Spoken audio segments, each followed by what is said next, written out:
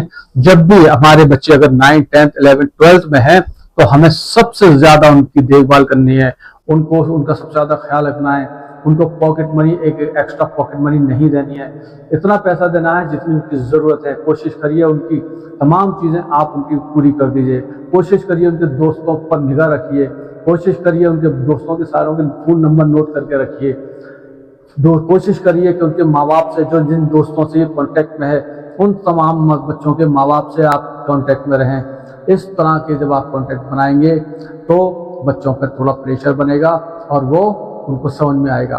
एक वो बच्चे होते पढ़ रहे होते हैं 9th 10th 11th 12th में, जिनके बाप का ये सपना होता है मेरा बच्चा बस जल्दी से 11th 12th पास कर ले, हाई स्कूल का मार्कशीट मिल जाए, उसके बाद मेरे काम पर लगेगा, मेरा धंधा संभालेगा। एक वो माँ बाप होते हैं कि नहीं भाई, मैं आई एम ए डॉक्टर, मेरा बच्चा भी मुझसे बड़ा होना चाहिए, आई एम ए वकील, मेरा बच्चा मुझसे अच्छा होना चाहिए, I am a inspector, I am policeman, तो बच्चा मेरा और बड़ा होना चाहिए। तो इस तरीके से everyone knows I am doctor Kashif. मैं आप लोगों के लिए तरह तरह की वीडियो लाता रहता हूँ और नई नई चीज़ें ईजाद करता हूँ, नई नई इन्वेंट करता हूँ। और आप जानते ही हैं मेरा मेन मकसद क्या होता है, किसी भी चीज़ को अच्छे से आप लोगों को समझाना, किसी चीज़ से ये समझाना कि क्या मालूम मेरे समझाने से, मेरी बात करने से, मेरे कन्वर्सेशन से आप लोगों का कुछ अच्छा हो जाए और आप लोगों को समझाते समझाते मुझे भी कुछ अच्छी चीज़ें उसमें और समझ में आ जाए, मैं भी कुछ आप लोगों से लर्न कर लूँ। मेरा मेन मकसद क्या होता है, कुछ लर्निंग, आप से मैं सीखूं या आप मुझसे सीखें। मेरा मेन मकसद होता है लर्निंग, हमें लर्निंग पर काम करना है। तो आज हम इस लर्निंग के सेशन में एक बेहतरीन सेशन लेकर आए हैं कि बच्चों की एजुकेशन।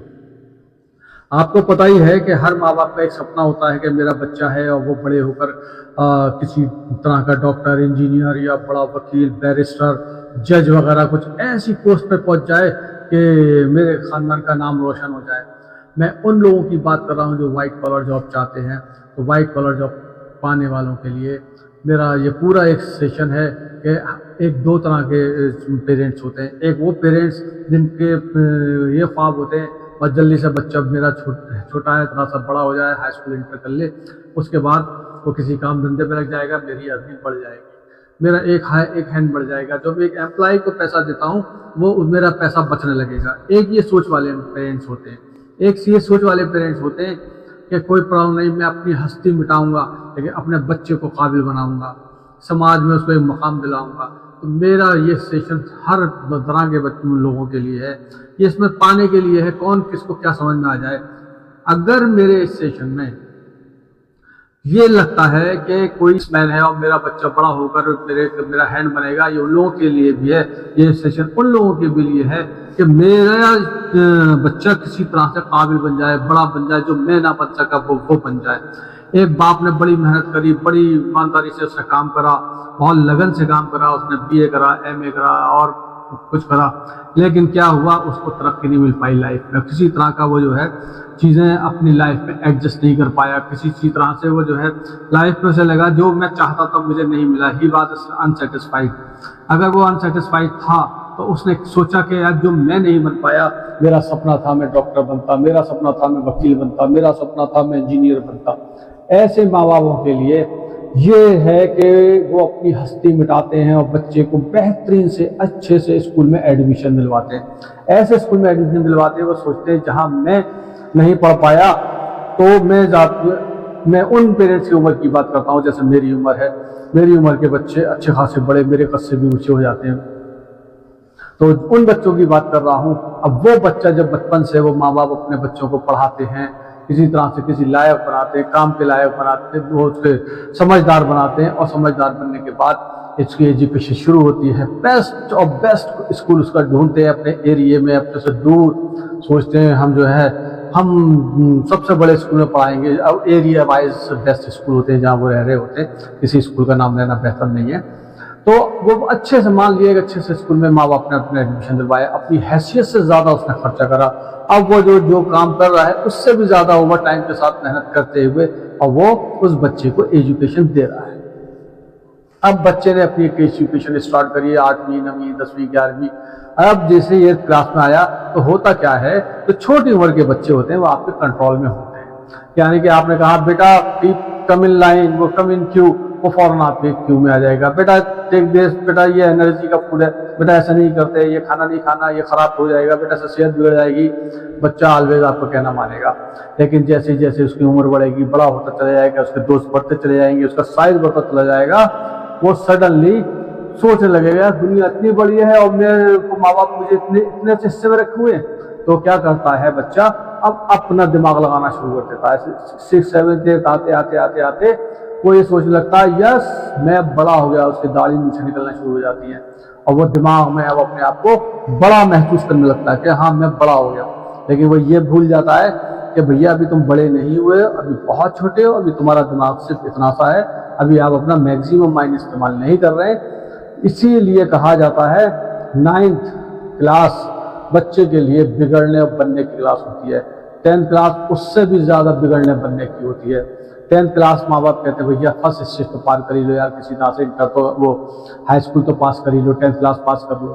तो बच्चा जाता है चाहे कितने ही बड़े स्कूल में क्यों ना पढ़ रहा हो, कितने ही अच्छे स्कूल में क्यों ना पढ़ रहा हो, लेकिन बच्चे के दिमाग में नई नई बातें, नए नए आइडियाज आते हैं कि मेरे माँ बाप मुझे क्यों रोक रहे हैं, मुझे क्यों नहीं जाने देते, मेरे दोस्तों में क्यों नहीं आने देते, मेरी दोस्ती क्यों नहीं निभाने देते, मुझे कहीं बैठने क्यों नहीं देते, उठने क्यों नहीं देते, मेरे ऊपर इतने रिस्ट्रिक्शन क्यों लगा रहे हैं मेरे माँ बाप। तो होता क्या है, माँ बाप क्या चाहते हैं कि मेरा बच्चा एक कोई अच्छी तालीम पाले, उसके अच्छे साथी मिल जाए और बस ये 4 साल जो बचे 9, 10, 11, 12 ये किसी तरह से पास करके किसी तरह से यूनिवर्सिटी में या बड़े हायर एजुकेशन में ये आ जाए। अब उस टाइम में ही माँ बाप का मेन रोल शुरू होता है। मैं भी ये समझता था जब बच्चा छोटा होता है माँ बाप पर बहुत जिम्मेदारी आ गई। नहीं, माँ बाप पर कोई जिम्मेदारी नहीं होती उस टाइम। सबसे बड़ी उस टाइम माँ बाप पर सिर्फ खाने पिलाने की जिम्मेदारी होती है।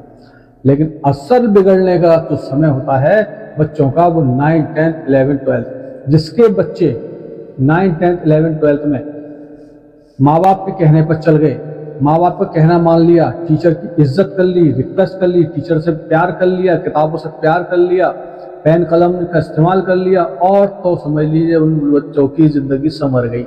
और जिन बच्चों ने सोचा नहीं माँ बाप मेरे दुश्मन, मेरे सब दुश्मन, मुझे खेलने नहीं देते, मुझे कुछ नहीं करने देते, मेरे को कुछ भी नहीं पाने देते, मैं बहुत ज़्यादा दिक्कत फेस कर रहा हूँ, परेशानी फेस कर रहा हूँ, हर वक्त मुझे ही टोकते हैं, तो ऐसे बच्चे ज़िंदगी में कभी कामयाब नहीं होते। ज़िंदगी की कामयाबी का एक ही राज है कि माँ बाप की खिदमत करोगे तो इल्म मिलेगा और इज्जत मिलेगी। माँ बाप की खिदमत करोगे तो इज्जत मिलेगी, और उस्ताद यानी टीचर की आप अपनी बात मानेंगे, टीचर का कहना मानेंगे, टीचर के बताए हुए रास्ते पर चलेंगे तो आपको हमेशा विद्या मिलेगी, एजुकेशन मिलेगी, इल्म हासिल होगा, यानी आपको दुनिया में रिस्पेक्ट मिलेगी। इन 2 लोगों को अगर आपने फॉलो कर लिया, माँ बाप को और टीचर्स को। टीचर गुरु होता है और गुरु के बगैर कुछ नहीं होता, माँ बाप के बगैर कुछ नहीं होता। इसलिए मेरी तमाम पेरेंट्स से गुजारिश है, क्योंकि आप जानते हैं मैं डॉक्टर काशिफ, मेरे चैनल का नाम डॉक्टर काशिफ ऑनलाइन है, और मैं ज़्यादातर इसी तरह से स्ट्रेस काउंसलिंग पर क्लास दिया करता हूँ, पर्सनालिटी डेवलप पर मैं अक्सर अपनी टिप्स दिया करता हूँ। तो ये मेरी पर्सनालिटी डेवलपमेंट पर और स्ट्रेस काउंसलिंग पर ये कुछ मेरी चीज़ें आप लोगों के सामने पेश कर रहा हूँ। प्लीज़ अपने बच्चों पर नज़र रखिए, अपने बच्चों को देखिए कहाँ जा रहे हैं, किससे बात कर रहे हैं, उनकी दोस्ती किस तरह की है, अपने बच्चे को उसको समझाइए। कुछ बच्चे ऐसे ज़िद्दी होते हैं कि माँ बाप समझा रहे हैं लेकिन वो नहीं समझते, फिर भी उनको समझाते रहिए, समझाते रहिए, समझाते रहिए। वो अगर बच्चा जिद पे आ जाए, नहीं मैं तो नहीं मानूंगा कहना, नहीं मानते कहना, तो ऐसे बच्चे को ये समझाइए कि भाई हम तुम्हारे साथ नहीं हैं, तुम्हें फ्यूचर बनाना है। अब उन बच्चों को जो तुम्हारे साथ नहीं है, लेकिन इसका मतलब ये नहीं आप बिल्कुल साथ नहीं है, उनके साथ खड़े रहना है, लेकिन उनको क्या समझाना है, अब उनको बेस्ट लोगों की एग्जाम्पल देनी है, 2 जो कामयाब हो चुके हैं। उनको बताइए तुम्हारे ख़ानदान में देखो वो है, उससे तुम्हारा कंपटीशन है, तुम्हारे ख़ानदान में वो इतना पढ़ा लिखा है, वो कंपटीशन है, तुम्हारे मामा का लड़का है वो जो है देखिए इंजीनियर बन गया, तुम्हारी जो है चाचा की लड़की डॉक्टर बन गई। इस तरह की बेस्ट एग्जाम्पल्स आप उसको उसके सामने हर रोज़ उसको प्रेजेंट करिए।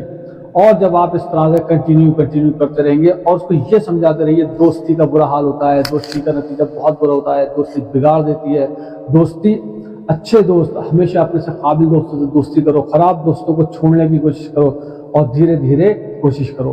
रात में घर से बिल्कुल मत जाओ, शाम होते ही जैसे सूरज छुपे घर में आओ।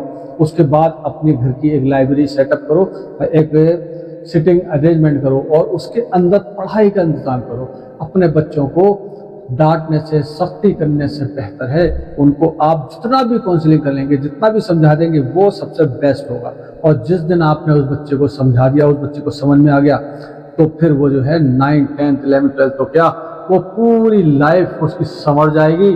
और एक वक्त ऐसा आएगा आप कहेंगे यस कि मेरा बच्चा जो मुझे डाउट हो गया था, मेरा बच्चा मेरे हाथ से निकले जा रहा था, आज मेरे घर का चिराग मेरा नाम रोशन कर रहा है और दुनिया में भी नाम रोशन कर रहा है, मेरे घर में भी नाम रोशन कर रहा है, मेरे खानदान में भी अब बेस्ट मेरा बेटा बना है। तो इसलिए आज की मेरी इस सेशन को अच्छे से याद रखिएगा। मैंने जो आज बताया आपको कि बच्चों पर निगाह रखनी है, बच्चों का ख्याल रखना है, तो हमारा ये कंक्लूजन निकला कि हम अब फ्यूचर में जब भी हमारे बच्चे अगर 9, 10, 11, 12 में हैं, तो हमें सबसे ज़्यादा उनकी देखभाल करनी है, उनको उनका सबसे ज़्यादा ख्याल रखना है।